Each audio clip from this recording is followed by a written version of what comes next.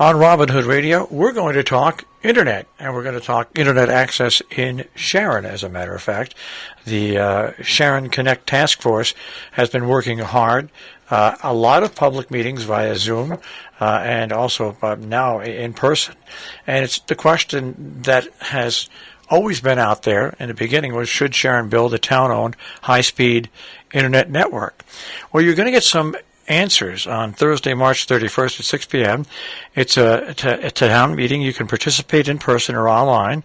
It'll be at the town hall, or you can go and watch it via Zoom on Thursday, March 31st. And there's a lot of information that's going to be released. And with us right now is Meghan Flanagan, who's put this all together with the Connect Task Force. Meghan, thanks for joining us today. Thank you for having me. You know, it's very interesting that you've been meeting for a long time now, and all these meetings have been open to people, and you finally have come up with a plan. And this is a plan that's not been come up with willy-nilly. I mean, I'll be honest with you, I have seen some other towns in other states put together internet plans, and it was very willy-nilly. You have really turned over every stone. You've brought in experts, and your plan is very, very well thought out and backed by facts. Yes, thank you. Yeah, this is a long time coming, a lot of very hard work by task force members, and then also, as you know, we did engage with Surtex to give us a real feasibility analysis for the whole town. But I have to shout out to all of our committee members, because we actually were walking around and, taking measurements of poles and writing down the connection to those poles, and there was some serious footwork by this committee as well. So I agree. I think it's very thorough, and I think we did turn over every stone. Well, let's take a look at the plan as it stands right now. We'll start off with the per-month household, $89 a month for high-speed internet, and this is 1 gigabyte download, upload. I mean, we here at Robin Hood Radio have the Comcast 1 gigabyte package. It doesn't quite make 1 gigabyte. It's always between 850 and 900, but it's not 1 gigabyte upload and download. It's just download. The upload is much slower. And our additional cost on our bill is $599 for that, which is, figure it out, it's $7,200 a year. So this is $89 a month for that service. It's going to take a while to put together because you want to do the whole town. And what this is the town would sell $12.5 million in bonds to pay for the construction. Payback would be $500,000 a year, and you have it down here right now, $70 per $100,000 of property, which would come to about $700. And the reason I mentioned that, and then I mentioned the Comcast 1 gigabyte, is you can see the vast difference. You pay $7,200 a year. If you're lucky enough to have a Comcast and get the 1 gigabyte, it's only 1 gigabyte download, not upload as well. So this cost seems reasonable to me, and the way you're putting it together with bonds to pay over many, many years seems to be the easiest way to do this and the most affordable way for people to get internet service that don't have internet service, and people that do have internet service, but is nothing comparable to this. Right. So there is, this is really, it's an alternative for some people. I think really the mission and vision of this group initially, and why we were tasked with this, sort of this review in the first place, was because we were trying to connect those people who are not connected at all, or those who are limping along on, cellular service, if they're lucky enough to get it at their homes. So, really, big picture, first and foremost is like, let's connect everyone. I think we all learned from COVID that you can't live without the internet these days. I'm sure that there's some argument to that, and I know that there are people who definitely can survive without it. But it really is, it is where we need to be going. going. We need to make sure that everyone is connected. And I think most importantly, when we're talking about, connecting everyone, it's about being able to get in touch with emergency services in storm situations, So it's not just, making sure you can get on a Zoom meeting or that you can, work from home.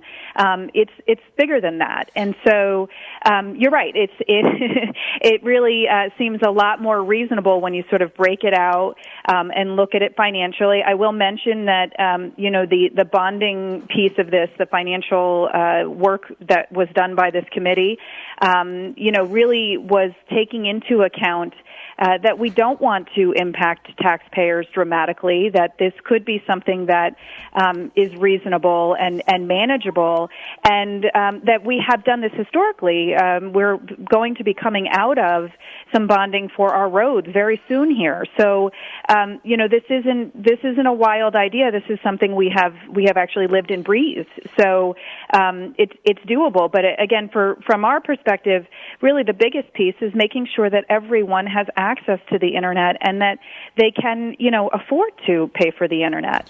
Well, another thing that I want to point out here is if the town approves this, when the town approves this, people that don't want internet service, yes, they will have a slight increase in their taxes, but they don't have to pay to be a part of it.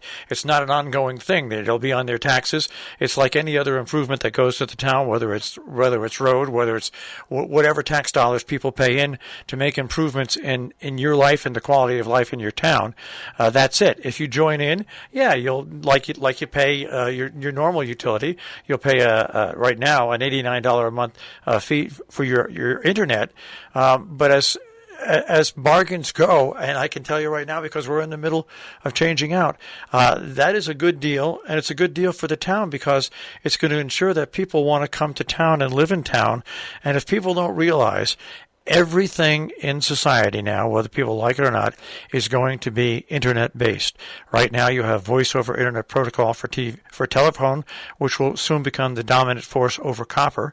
Most TV stations now will broadcast over the internet, and less more analog over the air TV. So this is really an investment in the town and the people in the future on a lot of different myriads, not only public safety, but things that people have become used to. Right. That's very true. In fact, I was recently doing some research for a family member trying to get regular old-school analog phone service at her home, and it's not available anymore. Frontier is not selling it anymore. You can have it if you've already got that service. You can continue it, but they are not selling it for new service. So you're absolutely right. The voice over IP is definitely the wave for just telephone alone. And you mentioned something, briefly at the beginning of this when we were just talking about this about, that people don't have to subscribe to the service, right? There is going to be a little bit of an increase on the taxpayer, but you don't actually have to be a subscriber to the service. However, I would like to mention that we have a button on our website that allows you to indicate to us your interest in subscribing. So we're basically just giving you a pre-subscribe button so you can let us know that you are interested. And we do really want to hear from everyone in this community. Obviously, don't hit the pre-subscribe button if you don't have any interest in subscribing, but if you do, please let us know. And that's on our website, SharonConnect.org. And let's say you own a business in Sharon. You don't have to be a resident of Sharon. If you own a business in Sharon that's going to require an internet, and your business is located in Sharon, by golly, I want people to realize they can subscribe to that for their business in Sharon. Yes. Yeah. That's another thing. I mean, and since I put up a picture of the poster and on our Facebook page, and I've had at least 7 or 8 people ask me, do they really mean everybody in town? Is this for everybody in town, or is even the people over by the Cornwall town line and stuff like this? And I said I think they do mean everybody in town.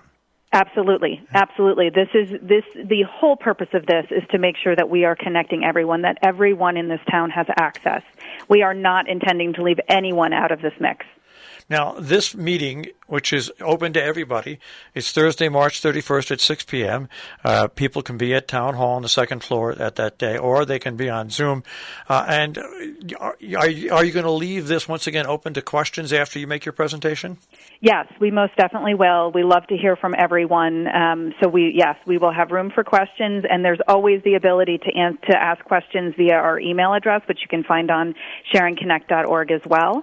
But please do join the meeting, and we will record it, and we will save it on our website. So if you miss the meeting and then you watch it, afterwards, and you want to ask us some questions, then you can certainly do so as well. So we are always wanting to hear from residents for sure. And once again, I want to talk about the costs that you have laid out here. First of all, for townwide improvement, the taxpayer dollars are very wisely spent here. It doesn't add a huge tax bill to everybody, and once again, it improves the quality of life in town and improves the accessibility for people to move to town who do business at home or who have businesses that want the internet. And like I said, I want to put, and this is not an insult to Comcast. When we needed a high-speed internet here, 1 gig internet service, we pay a lot for it. It's $499 a month, but it's only $499 a month because we bought cable television to go with it, which is about another $70 a month. So if you want to have extremely high-speed internet service right now, and you're lucky enough to have Comcast Xfinity, it's still going to cost you for this type of service over almost $7,000 a year. A year. Yeah. And that's what I want to put here, that the investment that's being made now brings the cost down. And I guess we should explain to people that this just brings in internet service, not cable TV. But what I've found out, and the reason I cut the cord with my cable TV company at home, is I can get everything on the internet that I was watching on TV. That's right, yeah. So it will not provide linear TV service. There also will be a little bit of an additional charge. I think it was $10 a month more to add on a voice-over IP phone. So there will be a little bit of an increase on that. But you won't have the linear TV, but you do have so many options with, online or connected TV, as they call it. And there is actually a lot of different services that provide something that seems like linear TV that way. So there's lots of workarounds, and if anybody has questions on that, the task force can certainly provide some ways to sort of have the linear TV experience with your deeply discounted fiber connection. I'm a person that is watching media and listening to media constantly. And I thought about it long and hard, and I cut the cord because I really can get everything that I want to watch, and I can even get access to the local Connecticut stations, Channel 3, Channel 8, Channel 61, all these other channels. They all stream with packages on the internet that are coming down in price because they all realize where the medium is heading. Just like people in radio, we've been on the internet for years. This is where the future is heading for people watching television. It's picking what they want and streaming what they want. And like I said, in a couple of years, when this is built, just imagine what your cable prices would be then, and just imagine what they are right now. Right. That's right. That's right. That's exactly right. You have put so much work into this, and like I said, I've seen other towns talk about this and put things together, and nothing this comprehensive as put together. And you've been so transparent with this. And once again, one more bit of transparency is the fact that you're going to have this meeting, which is coming up at the Sharon Town Hall on March 31st at 6 p.m. You can go to it in person or online on Zoom. I just think that this Connect Task Force has done an outstanding job. How long have you folks been meeting? I think we began right at the end of 2019. So we were, pre-COVID. It was probably, I would say, October, November-ish of 2019 that we started to meet, and then obviously realized how quickly this was going to be an even bigger deal than we already knew it was once COVID hit. And so we actually meet weekly, and we go over, our plans and what we're seeing and what we're, putting together as far as feedback from the community and all the options that we have. it's a really, really great committee to be part of. And, obviously if anybody has an interest in picking our brains a little bit more, Thursday on the 31st at 6 p.m. is a good time to chat with us. And make no doubt about it, I want to express this again. The town spends taxpayers' dollars on things that they have to spend on, that they legally have to do, but the town also spends taxpayer dollars on things for the enhancement of life in town and to bring people into town and keep people in town. And so this is not an extraordinary out of the market request. The town invests in recreational fields, it invests in recreational trips, it invests in a lot of different things, and this is just one more investment the town can make in the people that live in the town. That's right. That's right. Well, and once again, you can go to our website with this interview, and we have all the information up there. And we even have a picture of the flyer where if you want to have your voice heard, take your cell phone and just point it in at that little weird mark that you see every place, and you click your phone on that, and you'll be able to go right to that link. We've got all the links up there for people to do. And once again, the important thing, at your website, people can click on if they want to say they want to pre-register. That's right. Yes. So it's really it's not much more than just sending us an email, but it is indicating to us that you have an interest in continuing the conversation about subscription if we get to that point. So we do need you to fill that out. It's not a lifelong commitment yet.